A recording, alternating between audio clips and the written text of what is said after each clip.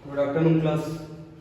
इससे पहले वाली क्लास में पॉलिटी में कहाँ तक पढ़ा दिया था? फंडामेंटल ड्यूटीज पढ़ा दी थी। फंडामेंटल ड्यूटीज कौन से भाग में आती? भाग नंबर 4 में। अब भाग नंबर 5 पढ़ाने जा रहे हैं।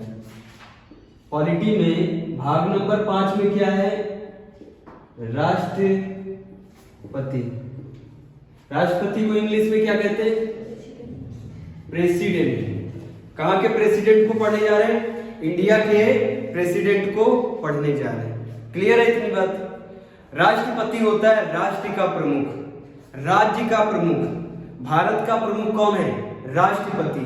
लेकिन रबर स्टैंप होता है, शक्तियां सारी निहित होती किसमें? प्रधानमंत्री और प्रधानमंत्री की कार्यपालिका। कार्यपालिका बोले तो जो लोग जीतते, जैसे मान लो बीजेपी से जितने भी लोग जीते सब नहीं बनेंगे कार्यपालिका में, सब नहीं जाएंगे। केवल कुछ लोग, मतलब 15% केवल, जितने भी लोग जीते उसमें से 15% केवल कहां पे जाएंगे? कार्यपालिका में। डाल लो, हेडिंग डाल लो, राष्ट्रपति। राष्ट्रपति भाग नंबर 5 में क्या लिखा हुआ है? राष्ट्रपति। और आर्टिकल नंबर कितने पढ़ा दिए थे? आर्टिकल नंबर 51 पढ़ाया था। डीपीएसपी में आर्टिकल नंबर 51 पढ़ाया था। 51 का पढ़ाया था। 51 का में क्या लिखा हुआ था? 51 का में फंडामेंटल ड्यूटीज थी। अब 52 का नंबर है, 52 मतलब 52। आर्टिकल 52 में क्या लिखा है? भारत में एक राष्ट्रपति होगा। भारत में कौन होगा? एक राष्ट्रपति होगा। ये आर्टिकल नंबर 52 में लिखा है और कई सारे एग्जामों में ये पूछा भी गया है। आर्टिकल नंबर 52 में क्या लिखा हुआ है? फिर डालो, संविधान के भाग नंबर 5 में राष्ट्रपति का वर्णन है, जो कहां से कहां तक है?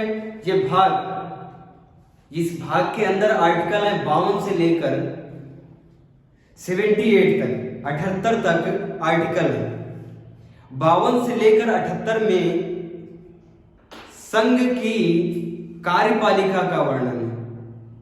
ध्यान से सुनना, भाग 5 में सिर्फ राष्ट्रपति नहीं, भाग 5 में राष्ट्रपति है, उपराष्ट्रपति है। संघ की कार्यपालिका के बारे में, संघ की कार्यपालिका में ही कौन कौन आता है? लोकसभा, राज्यसभा और राष्ट्रपति आता है। उसी में उपराष्ट्रपति आता है संघ की कार्यपालिका में। मतलब भाग नंबर 5 में, भाग नंबर 5 में क्या लिखा हुआ है? संघ की कार्यपालिका। क्या लिखा हुआ है? संघ की कार्यपालिका। पूछा जाता है संघ की कार्यपालिका में कौन कौन आता है। आर्टिकल नंबर 52 में राष्ट्रपति के बारे में वर्णन है।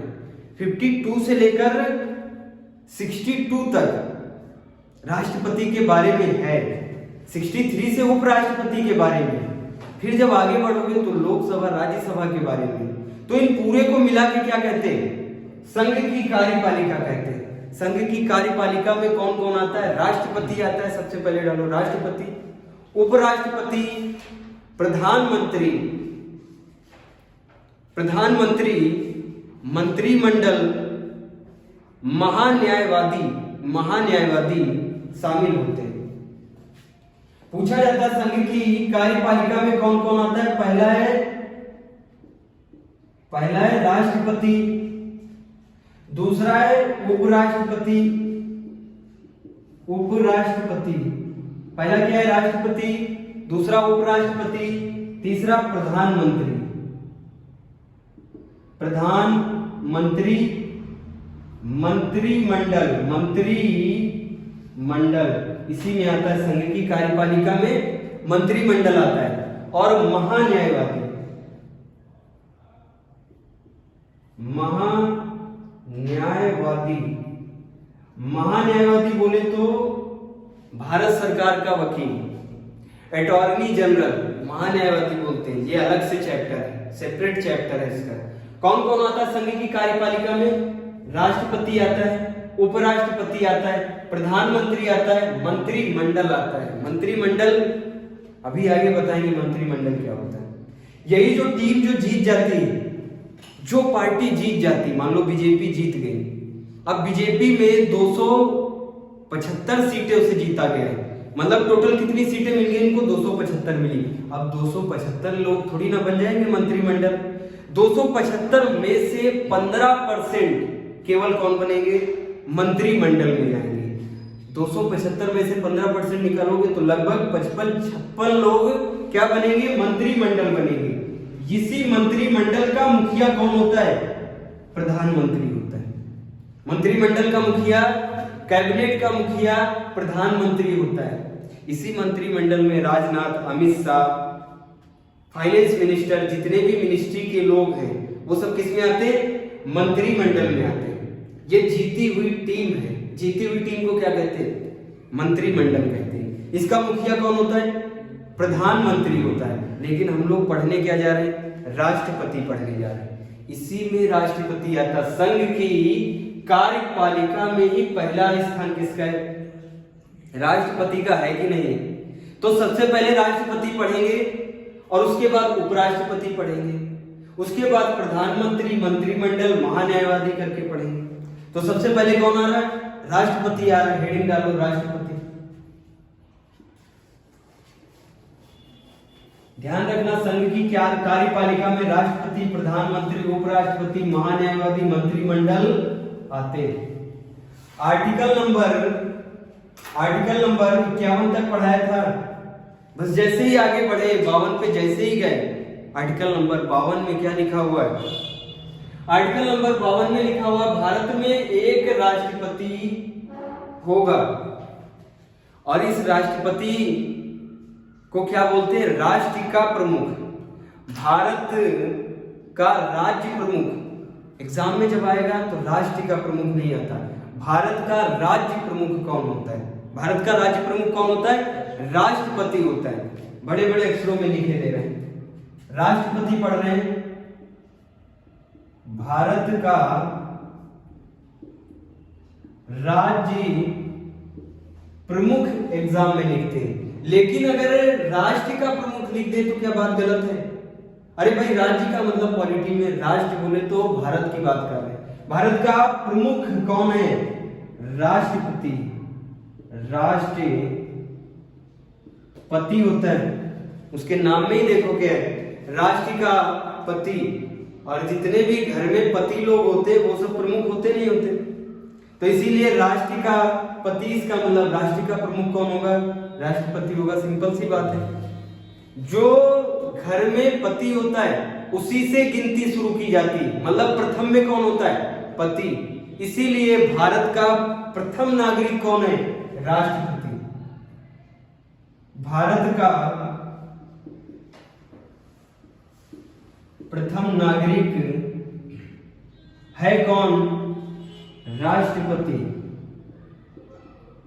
ध्यान से सुनना, भारत का प्रथम नागरिक इसलिए जब भी जनगणना का रजिस्टर बनता है सबसे स्टार्टिंग में पहले ही नंबर पे प्रधानमंत्री का नाम नहीं होता, राष्ट्रपति का नाम रखा जाता है। उसके बाद से सब जोड़े जाते हैं। तो हो गया ना, भारत का प्रमुख नागरिक, प्रथम नागरिक, और राष्ट्र की एकता और अखंडता का प्रतीक होता है। ये इंपॉर्टेंट, स्टार लगा लो। राष्ट्र की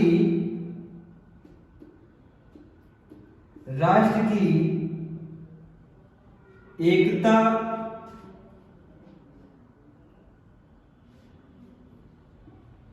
अखंडता, फ्रेटर्निटी बोलते हैं इंग्लिश में, एकता अखंडता का प्रतीक कौन होता है? राष्ट्रपति होता है। आ रहा ना समझ में? एकदम क्लियर। आर्टिकल नंबर 52 में लिखा हुआ है कि राष्ट्र में एक क्या होगा? भारत में क्या होगा? राष्ट्रपति होगा। समझ में आया? आर्टिकल नंबर 52 के बाद कौन सा आएगा? आर्टिकल नंबर 53 संघ की कार्यपालिका शक्ति, संघ की कार्यपालिका शक्ति राष्ट्रपति में निहित होगी। ये कहता है आर्टिकल नंबर 53। ध्यान से सुनना, आर्टिकल नंबर 52 में लिखा हुआ है क्या? भारत में एक राष्ट्रपति होगा। ये बात लिखी हुई है आर्टिकल नंबर 52 में, ठीक है। ये जो तीनों बातें लिखी हैं ये आर्टिकल नंबर 52 में नहीं लिखी। ये इंपॉर्टेंट पॉइंट है, इंपॉर्टेंट पॉइंट लिखवाया है। ये ना समझना कि ये तीनों बातें आर्टिकल नंबर 52 में लिखी हुई है। आर्टिकल नंबर 52 में बड़े बड़े अक्षरों में संविधान की क्या लिखा हुआ है? भारत में एक राष्ट्रपति होगा, बस काम खत्म, इतना ही लिख के छोड़ दिया।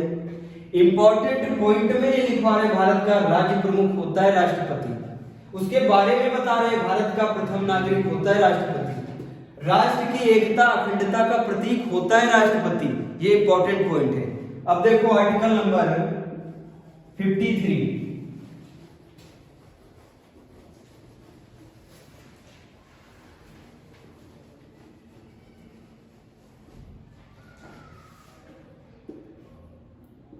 आर्टिकल 53 में क्या लिखा हुआ है? संघ की कार्यपालिका, संघ की कार्यपालिका, संघ की कार्यपालिका बोले तो केंद्र की कार्यपालिका। कार्यपालिका जीती हुई टीम की बात कर रहा है। जीती हुई इसी कार्यपालिका में कई सारे विभाजन होते हैं। विभाजन बोले तो इसी कार्यपालिका में मंत्रिमंडल होता है, उसमें भी उप मंत्रिमंडल होता है, किचन कैबिनेट होता है, सब बाद में बताएंगे। कार्यपालिका सिंपल सा दिमाग, अभी कार्यपालिका क्लियर कर देते। देखो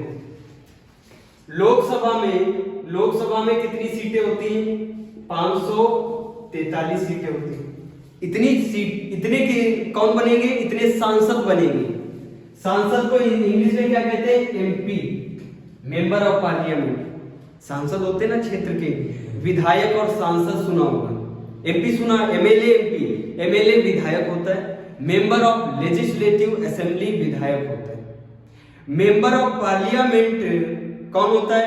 सांसद। इसको हिंदी में क्या बोलते हैं? बड़े बड़े अक्षरों में इसको सांसद बोलते हैं। ये सांसद कहां बैठता है? संसद में बैठता है। संसद लोकसभा का पार्ट है। आ रहा ना समझ में? ये भारत में कितने सांसद होंगे? पूरे भारत में 543 सांसद होंगे। मतलब जो केंद्र की सीटें होती, जो सांसद की सीटें टोटल कितनी है? 543 सीटें। इतना क्लियर है? लेकिन लोकसभा में टोटल सीटें पड़ी कितनी है ये भी पूछ लिया जाता है।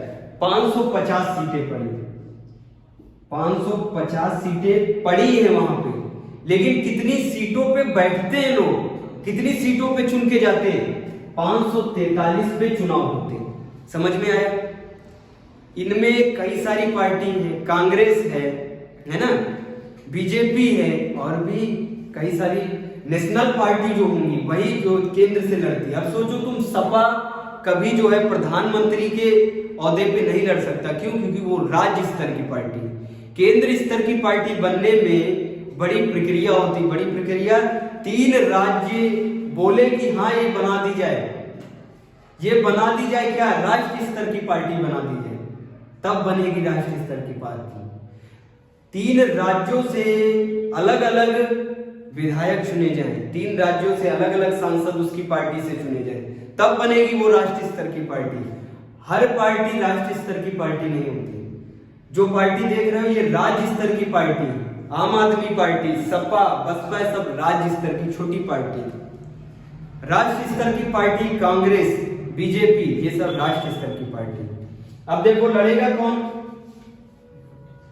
मान लो इसमें कौन लड़ रहा है? एक तरफ है कांग्रेस वर्सेस बीजेपी। आ रहा ना समझ में? इसको 2 से भाग दे दो, 2 से भाग दे दो। जितना भी आया इसमें जितना भी आया 200 भाग दोगे, कितना आएगा? इधर हो गए 250, 43 के 22 जोड़ दो इसमें, 22 लोग जोड़े तो कितना हो गया? 272 हो गया, नहीं हो गया? 272 हो गया। मतलब जीतने के लिए कितनी चाहिए? एक ज्यादा, एक ज्यादा मतलब 273 सीटें चाहिए, है ना? जीत जाएगी पार्टी। पा गए 273 सीट बीजेपी, जीत गई। एक एग्जांपल बता रहे, इसमें भी कई लोग होते, इसमें भी कई चुनाव होते, छोटी छोटी वो बढ़ जाते हैं, कई सारी वोटों में बढ़ जाते हैं, सीटें इतनी नहीं देखने को मिलती। अब देखो 273 सीट कौन पाया है? बीजेपी पा गई। जीते कितने कैंडिडेट? 273 कैंडिडेट जीते। लेकिन क्या 273 लोग चलाएंगे सरकार? नहीं चलाएंगे। इस 273 में से 15% क्या बनेगी? कार्यपालिका। क्या होगी? कार्यपालिका होगा ना। अब देखो 273 को भाग दे दो किससे? 15 से। 15 से भाग दोगे कितने निकल के आएंगे?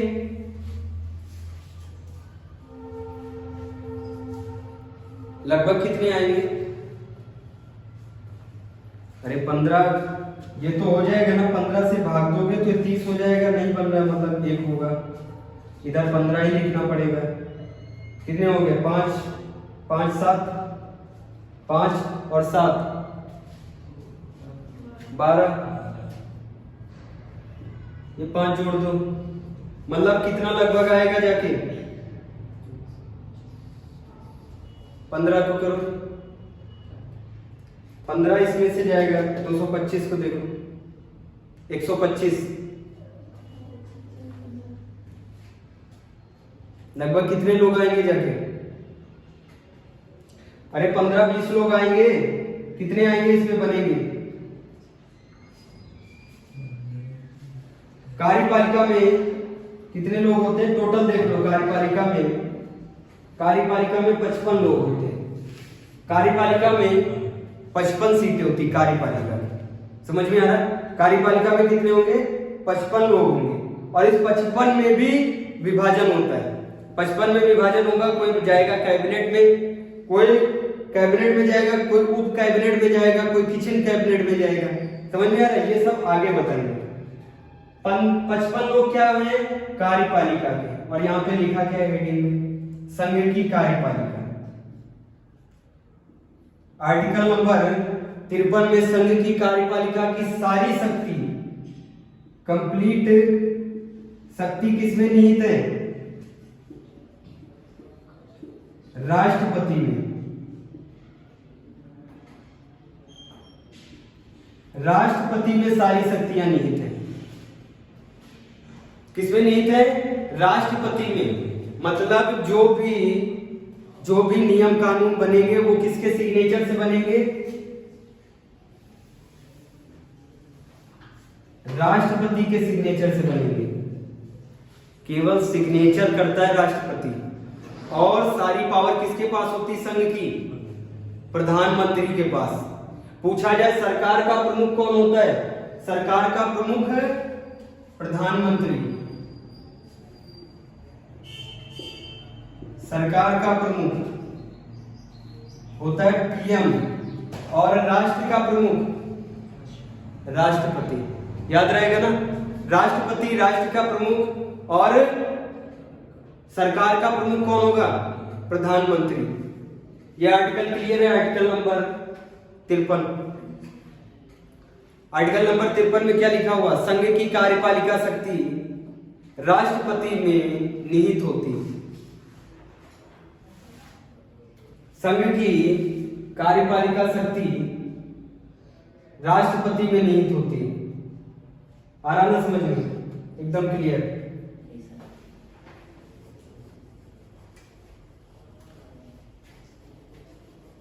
अब लिखो article number 54।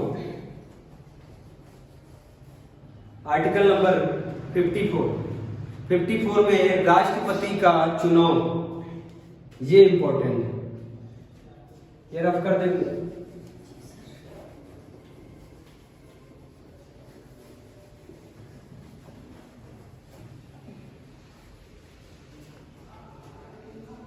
Article number 53 clear. 54 article 54, इसमें राष्ट्रपति का चुनाव, राष्ट्रपति का चुनाव, राष्ट्रपति का चुनाव चोरी छिपे होता है। अगर कोई चीज सामने की जाए तो उसको क्या बोलते हैं? प्रत्यक्ष। अगर कोई काम सामने किया जाए तो वो क्या होगा? प्रत्यक्ष काम, डायरेक्ट वर्क बोलेंगे उसको। और पीठ पीछे किया जाए जो तुम ना देख पाओ तो उसको क्या बोलते हैं? अप्रत्यक्ष, इनडायरेक्ट। इसका चुनाव कैसे होता है? इनडायरेक्ट चुनाव, इनडायरेक्ट चुनाव, इनडायरेक्ट इलेक्शन। इनडायरेक्ट को हिंदी में क्या बोलते हैं? अप्रत्यक्ष। अप्रत्यक्ष चुनाव कैसे होगा? चोरी छुपे से चुनाव होता है। हम लोग जान पाते, कभी तुम जान पाते हो राष्ट्रपति का चुनाव चल रहा है? कोई देश में समझ ही नहीं पाता। ये समझ पाता है कि राष्ट्रपति ये बन गए, लेकिन ये पता चलता है आज राष्ट्रपति के चुनाव हो रहे हैं? नहीं पता चलता। गुप्त चुनाव होता है, चोरी छिपे चुनाव होता है। इसीलिए इसको क्या बोलते हैं? अप्रत्यक्ष चुनाव। अप्रत्यक्ष चुनाव किसका होता है? राष्ट्रपति का चुनाव अप्रत्यक्ष होता है। अब प्रधानमंत्री का चुनाव तो होता नहीं, होता किसका है? सांसद का चुनाव होता है। सांसद का चुनाव डायरेक्ट होता है, इनडायरेक्ट होता है? डायरेक्ट होता, सब जाते हैं वोट डालने, सब जानते हैं स्टेट को होगा चुनाव, इसीलिए उसको क्या बोलते हैं? डायरेक्ट चुनाव। और जितने भी चुनाव होते हैं, विधायकी का चुनाव डायरेक्ट चुनाव, प्रधान का चुनाव डायरेक्ट चुनाव, टाउन एरिया में चेयरमैन का चुनाव होता है, डायरेक्ट चुनाव होता है। राष्ट्रपति का चुनाव इनडायरेक्ट चुनाव, अप्रत्यक्ष रूप से। कैसे ये चोरी से चुनाव करवाते हैं? देखो चोरी से चुनाव कैसे होता है।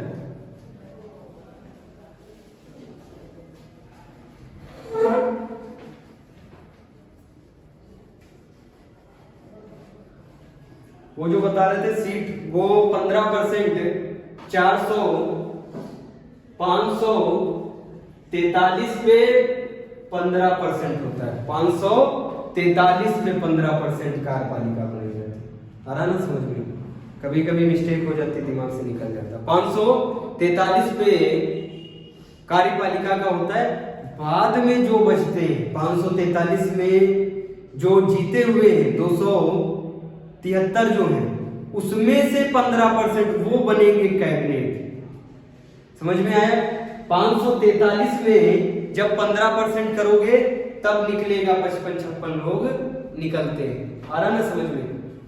इसीलिए 55 लोग लिखवाए थे। अब देखो राष्ट्रपति का चुनाव, कौन से आर्टिकल में राष्ट्रपति का चुनाव? आर्टिकल नंबर 54 में क्या है? राष्ट्रपति का चुनाव।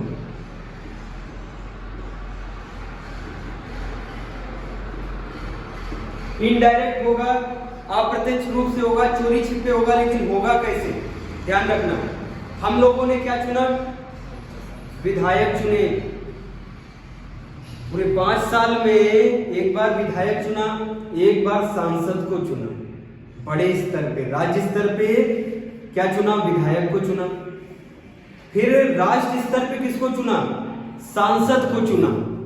ये विधायक और सांसद मिलके किसको चुनेंगे? राष्ट्रपति को। चोरी छिपे चुनेंगे, हम लोग को नहीं पता चलेगा। इसीलिए क्या कहते हैं? अप्रत्यक्ष चुनाव हो रहा है। ध्यान से सुनो कैसे। लोकसभा में कितनी सीटें हैं? 543। लोकसभा के मनोनीत नहीं, निर्वाचित सदस्य, निर्वाचित सदस्य कहां के? लोकसभा के निर्वाचित सदस्य। निर्वाचित सदस्य कौन? जो जीत के गए। लोकसभा में 2 लोग मनोनीत होते हैं। इसी 543 में 2 लोग क्या होते हैं? मनोनीत होते हैं। मनोनीत कौन करता है? राष्ट्रपति करता है। तो राष्ट्रपति करेगा, इसका मतलब मनोनीत इंसान को वोट डालने का अधिकार नहीं होगा। ये 2 लोग वोट नहीं करते, ये जो 2 लोग वोट नहीं करते, ये एंडो इंग्लिश वाले, एंडो इंग्लिश वाले बोले तो अंग्रेजी पिता होंगे और हिंदी कौन होगी, माता होगी। इन्हीं को एंग्लो इंडियन बोलते हैं। क्या बोलते हैं, एंग्लो इंडियन। दो लोग संसद में एंग्लो इंडियन होते हैं, ये वोट नहीं करते। किसको, राष्ट्रपति को वोट नहीं करेंगे, और लोकसभा में सब वोट करेंगे। निर्वाचित कितने लोग हैं, 543 निर्वाचित हैं। ये इतने राष्ट्रपति को वोट करेंगे। फिर आ जाओ राज्यसभा में। राज्यसभा में कितनी सीटें होती हैं, 250 टोटल होती है, टोटल 250। कितनी होती है, 250। लेकिन इसमें निर्वाचित सदस्य होते हैं, निर्वाचित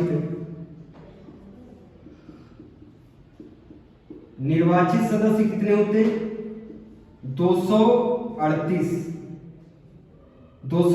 मतलब वोट कितने डालेंगे, 238 और 543, इतने लोग वोट डालेंगे। फिर सोचोगे कि इसमें क्या 12 लोग मनोनीत होते हैं, हाँ 12 लोग मनोनीत होते हैं। किसमें, राज्यसभा में। राज्यसभा में 12 लोग कैसे होते हैं, मनोनीत। ये 12 कौन से होते हैं, कला, संस्कृति और बुद्धिमानी में जो तेज होते हैं भारत में, उनको उठा के क्या बनाया जाता है, राज्यसभा का मेंबर।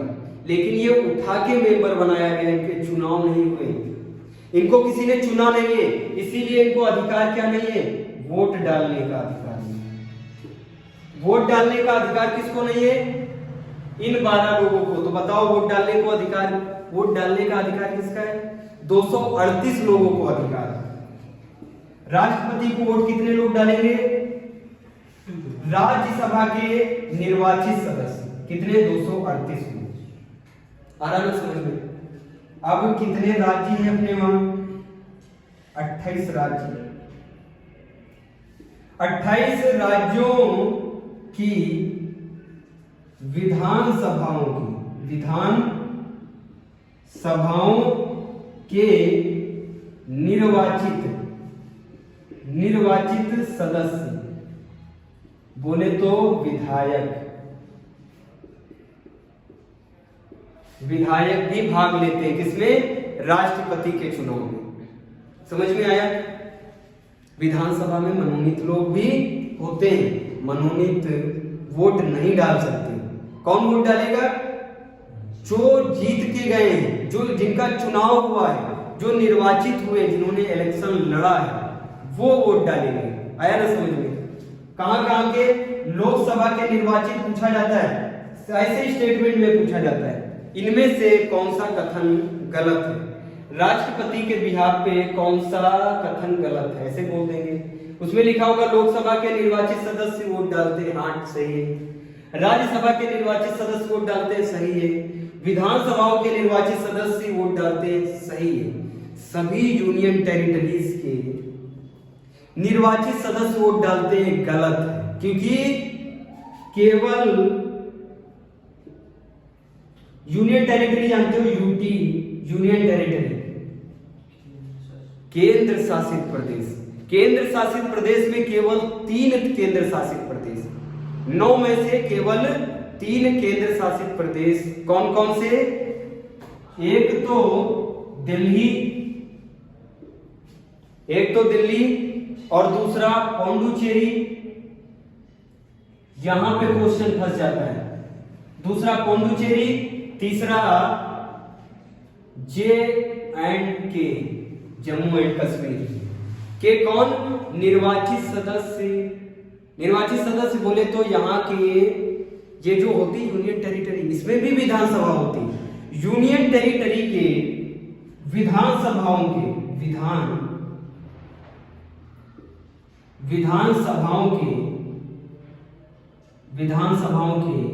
निर्वाचित सदस्य। और वहां ऑप्शन में क्या दे दिया, सभी यूनियन टेरिटरी के विधानसभाओं के निर्वाचित सदस्य। गलत हो गया, नहीं हो गया। केवल किसके, दिल्ली के विधायक, पोंडुचेरी के विधायक और J&K के विधायक राष्ट्रपति को चुनाव में वोट देंगे। क्या बाकी के सब लोग वोट देंगे? नहीं देंगे। ध्यान से सुनना, ये जितने भी लोग हो गए ना, ये लोकसभा के जितने भी लोग हो गए 543, ये राज्यसभा के हो गए 238, विधानसभाओं के हो गए, यूनियन टेरिटरी के हो गए, कंप्लीट लोगों को बोलते हैं क्या? Electoral college. इनको क्या बोलते हैं? Electoral college. यही फंस जाता है, देखो यही नहीं समझ में आता है। इन्हीं को क्या बोलते हैं? निर्वाचन मंडल। कहते हैं ना तुमने मंडली बना के रखी, 10-20 लोगों की मंडली बना के रखी, यहां तगड़ी मंडली। कितने लोगों की? देखो 543 है मंडली में, 238 मंडली में है, यूनियन टेरिटरीज के लोग मंडली में है और विधानसभाओं के लोग मंडली में। ये एक बड़ी मंडली जो है, इसी को क्या बोलते हैं? निर्वाचन मंडल। ये पूछा जाता है एग्जाम में, कंफ्यूज हो जाओगे। निर्वाचन मंडल किसको कहते हैं? उसी के शब्द में क्या है? जो निर्वाचन, जो वोट डालने जा रहे हैं उनकी मंडली की बात कर रहा है। उस मंडली में कौन कौन आता है? ये लोग आते हैं उस मंडली में। एग्जाम में पूछ लेता है निर्वाचन मंडल में कौन कौन आता है। देखो कौन कौन आता है। लोकसभा के निर्वाचित सदस्य, सारे जितने राज्यसभा के निर्वाचित सदस्य, जितने भी विधानसभा हैं सबके निर्वाचित सदस्य, यूनियन एंड इट्स टेरिटरी के विधानसभाओं के निर्वाचित सदस्य किसमें आएंगे? निर्वाचन मंडल में। ये निर्वाचन मंडल जो बनेगा, ये पूरा निर्वाचन मंडल जो बन गया, यही लोग किसको वोट करेंगे? राष्ट्रपति को। ये सभी लोग राष्ट्रपति को क्या करेंगे? वोट करेंगे। पूछा जाता है राष्ट्रपति को वोट कौन करता है? ऑप्शन में निर्वाचन मंडल दे के रखता है, कंफ्यूज हो जाओगे। उसी में विधानसभा भी रखता है, एक विधानसभा है, उसमें लोकसभा भी तो है, उसमें राज्यसभा भी तो है। तो हो गया ना विधानसभा गलत, हो गया लोकसभा गलत। एक की बात नहीं, पूरे निर्वाचन मंडल की बात होगी। सबको मिला के क्या बनता है? निर्वाचन मंडल। और ये निर्वाचन मंडल किसको वोट करता है? राष्ट्रपति को। ध्यान रहेगा ना, ये पॉइंट ध्यान रहेंगे। ये सब किसमें लिखा हुआ है? आर्टिकल नंबर 54 में। 54 को क्या कहते हैं? आया ना समझ में? क्लियर हुआ नहीं हुआ? 54 में ये सब लिखा हुआ है। चुनाव आया समझ में? अभी तो चुनाव बाकी, अभी तो सदस्यों का कलेक्शन किया है। सदस्यों के कलेक्शन को क्या बोलते हैं? Electoral college. कॉलेज लिखा हुआ देखो, इस शब्द में भी आंसर है। कॉलेज में एक लोग होते हैं, कॉलेज में कई सारे स्टूडेंट होते हैं, इसीलिए क्या कह रहे हैं? इलेक्टोरल, जो चुनाव देने वाले उनका कॉलेज। उनका कॉलेज कैसे बनता है? उनका एक कॉलेज, उनका स्कूल कैसे बन रहा है? लोकसभा के 543 स्टूडेंट, राज्यसभा के स्टूडेंट, विधानसभाओं के स्टूडेंट, यूनियन एड्स टेरिटरी के स्टूडेंट, इन सब स्टूडेंट को मिला के क्या बना है? कॉलेज। और ये इस कॉलेज में पढ़ाई नहीं होगी, इस कॉलेज में वोट डालना सिखाया जाएगा। तो इसको क्या बोलते हैं? Electoral college. आया ना आप समझ में? इलेक्टोरल कॉलेज किसको बोलते हैं? निर्वाचन मंडल। नोट डाउन कर लो फटाफट।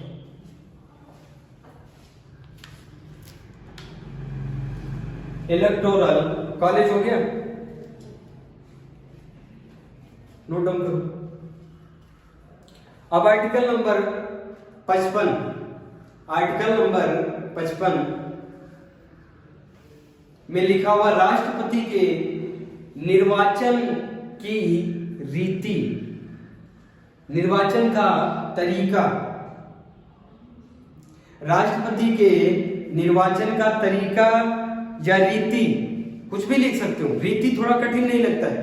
हमारे दैनिक जीवन में रीति शब्द बहुत कम यूज होता है। जो हमारे दैनिक जीवन में शब्द कम यूज होता है वो टफ लगता है जिंदगी में, लेकिन अगर तरीका कहे तो अच्छा लगेगा।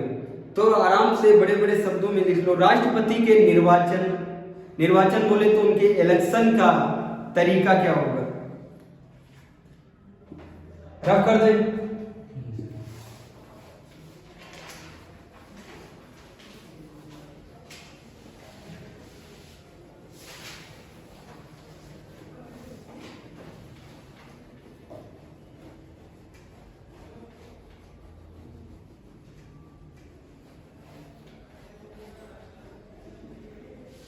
आर्टिकल नंबर 55 में क्या है? राष्ट्रपति के निर्वाचन की रीति बोले तो तरीका। राष्ट्रपति के निर्वाचन की स्टाइल क्या होती है, क्या होता है तरीका? राष्ट्रपति का चुनाव लिख लो बड़े बड़े शब्दों में, अनुपातिक प्रतिनिधित्व। अनुपातिक प्रतिनिधित्व अभी बताते हैं। अनुपातिक प्रतिनिधित्व ब्रैकेट में डालो वरीयता के हिसाब से। अनुपातिक प्रतिनिधित्व के ब्रैकेट में डालो वरीयता के हिसाब से के अनुसार। अनुपातिक प्रतिनिधित्व के अनुसार एकल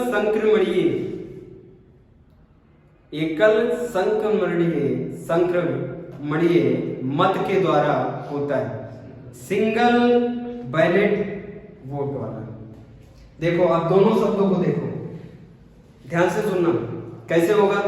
तरीका बता रहे हैं, बहुत आसान तरीका बता रहे हैं। कितना बड़ा इलेक्टोरल कॉलेज था, कितने लोग थे इलेक्टोरल कॉलेज में? बहुत सारे लोग थे, 543, 238 विधानसभाओं के विधायक, यूनियन एंड टेरिटरी के सारे विधायक। यूनियन एंड टेरिटरी बोले तो सारी यूनियन टेरिटरी नहीं, कौन कौन सी? दिल्ली, पुडुचेरी, जम्मू एंड कश्मीर। अभी जोड़ा गया जम्मू एंड कश्मीर, पहले के 2 यूनियन टेरिटरीज थी। कौन सी? दिल्ली एंड पुडुचेरी के विधायक। इन सब लोगों को क्या दिया जाएगा?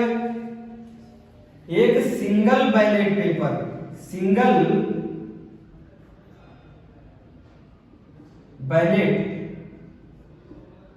दिया जाएगा। किसको दिया जाएगा? सभी लोगों को दिया जाएगा सिंगल बैलेट पेपर। जिस दिन चुनाव होता है उस दिन सबको नहीं बताया जाता, प्रत्येक जनता को नहीं बताया जाता आज है राष्ट्रपति का चुनाव, लेकिन किसको बताया जाता है? लोकसभा के मेंबर को, राज्यसभा के मेंबर को, विधान सभाओं के मेंबर को, दिल्ली, पुडुचेरी और जम्मू कश्मीर के मेंबरों को बताया जाता है इस दिन है चुनाव।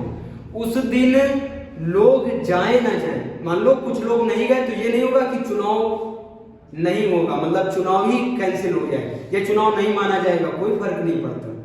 भाई कुछ लोग वोट नहीं डालने जाएंगे तो क्या विधायक नहीं बनेगा?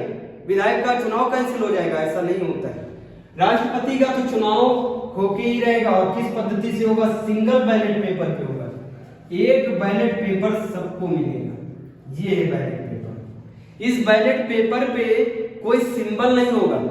कभी जब चुनाव होता था इस ईवीएम से पहले, जो ईवीएम मशीन इससे पहले जब होता तो इसी पे होता था, सिंगल एक बैलेट पेपर मिलता था। बैलेट पेपर पे कमल का चिन्ह, पंजे का चिन्ह होता था, उस पे तुमको ठप्पा लगाना होता था। समझ में आ रहा है? वो बैलेट पेपर पे चुनाव होता था। अभी भी अखिलेश यादव बार बार चिल्लाते कि मशीन के द्वारा नहीं, बैलेट पेपर के द्वारा चुनाव करवाने चाहिए। इसमें लिखा हुआ सिंगल बैलेट पेपर, वहां पे सिंगल बैलेट पेपर नहीं मिलता था। बीजेपी का अलग बैलेट पेपर, कांग्रेस का अलग बैलेट पेपर मिलता था। यहाँ पे एक ही बैलेट पेपर मिलेगा जिसपे एक पे लिखा होगा, मान लो किसी का नाम ए, एक पे लिखा ए, दूसरे पे लिखा है बी, हम किसी का नाम नहीं लिख रहे, रामनाथ कोविंद लिखा हुआ है ए पे, तीसरे पे कुछ और नाम लिखा हुआ है, चौथे पे सी लिखा हुआ है, चौथे पे डी लिखा हुआ है, पांचवे पे ई लिखा हुआ है, छठे पे एफ लिखा हुआ है। ये सब लोगों के नाम है। समझ में आ रहा है? हमको मिल गया बैलेट पेपर। अब वरीयता के हिसाब से, वरीयता के हिसाब से क्या बताया? अनुपातिक प्रतिनिधित्व, बोला ना, रेशियो प्रोपोर्शन में अनुपातिक प्रतिनिधित्व। देखो अनुपातिक कैसे लिखा जाता है ना, 1:2:3:4 लिखा जाता है ना, सुना है ना? वरीयता दे दी हमने, वरीयता पहले वरीयता किसकी? 1 की, वरीयता 2 की, 3 की, 4 की। वरीयता बोले तो तुम्हारे नजर से किसका पहला नजरिया है, तुम किसको पहले रखना चाहते हो वरीयता में? हमने रख दिया किसी को, मान लो रामनाथ कोविंद को रखा पहले ए पे, लेकिन दूसरे वाले ने वरीयता पे 2 को रखा, बी को किस पे रखा, 1 पे। ऐसे वरीयता के हिसाब से लोग क्या करते हैं, चुनाव करते हैं। अब इसमें से सबसे ज्यादा जिसने 1 को चुना है तो 1 बनेगा क्या, राष्ट्रपति। क्या बनेगा, राष्ट्रपति। मान लो ए वाले को ज्यादा लोगों ने नहीं चुना, सबसे ज्यादा वरीयता किसको दे दी, ई वाले को वरीयता दे दी, तो कौन बनेगा राष्ट्रपति, ई बनेगा राष्ट्रपति। आया ना दोनों बातें समझ में। सिंगल बैलेट पेपर इसी को कहते हैं गुप्त चुनाव। गुप्त चुनाव मतलब ये जब सिंगल बैलेट पेपर बांटा जाता है तो जनता को नहीं बताया जाता है, मतलब गुप्त तरीके से चुनाव हो रहा है। गुप्त तरीके से चुनाव को कहते हैं अप्रत्यक्ष चुनाव, इनडायरेक्ट चुनाव। तो हुआ ना राष्ट्रपति का इनडायरेक्ट चुनाव। एक सिंगल बैलेट पेपर, पेज का बैलेट पेपर देंगे जिसपे कोई सिंबल ना होके नाम होते। हर इंसान बनना चाहता है राष्ट्रपति, हम नहीं बनना चाहते, हमको भी बना दिया जाए राष्ट्रपति, लेकिन क्राइटेरिया होनी चाहिए। क्राइटेरिया बोले तो पहला भारत के नागरिक हो, दूसरा 35 से ज्यादा उम्र हो, और तीसरा लोकसभा के सदस्य बनने की क्या हो तुम्हारे अंदर योग्यता हो, और लोकसभा के लोग 50 लोग हाथ उठा के कहें कि इसको खड़े होना चाहिए राष्ट्रपति के चुनाव में, और 50 लोग जाके कहें, तब होगा राष्ट्रपति, तब वो बन सकता है, तब वो खड़ा हो सकता है राष्ट्रपति के चुनाव में। नहीं तो रिक्शा वाला भी खड़ा हो जाए, रिक्शा चला रहा भैया राष्ट्रपति का चुनाव है, चलो नहीं सही 50,000, 40,000, 20,000 रुपए कितना लगता है, 5,000 रुपए तो लगता है, 5,000 रुपए, 15,000 रुपए, तो 15,000 हो गया, 15,000 रुपए फेंक दिए, लड़ गए राष्ट्रपति का चुनाव। सब लोग जाएंगे राष्ट्रपति का चुनाव लड़ने, इसीलिए उस पर शर्तें, और शर्तें दूसरे आर्टिकल में। ये चुनाव समझ में आया। राष्ट्रपति के चुनाव की स्टाइल, राष्ट्रपति के चुनाव का तरीका देखा क्या है। तरीके में क्या होगा, राष्ट्रपति के चुनाव का तरीका क्या होगा, ये होगा रीति तरीका। एक तो बैलेट पेपर दिया जाएगा, एक बैलेट पेपर बोले तो सिंगल बैलेट पेपर, उसमें तुमको वरीयता चुननी होगी। देखो रेशियो में वरीयता, किसको पहले पे रखोगे, दूसरे पे, तीसरे पे। जो 100 में से एक ज्यादा ले आएगा, 100 में से बोले तो 100 लोग, 100 है सीटें, 100 सीटें मान लो, और जो कई लोग खड़े, हम कह रहे 2 लोग खड़े, तो 100 में से जो 51 लाएगा, 1 प्लस, उसी को क्या माना जाता है, जीता हुआ। सब में तो यही होता है, एक वोट से ज्यादा, एक वरीयता से ज्यादा, वो कौन बना दिया जाएगा, राष्ट्रपति।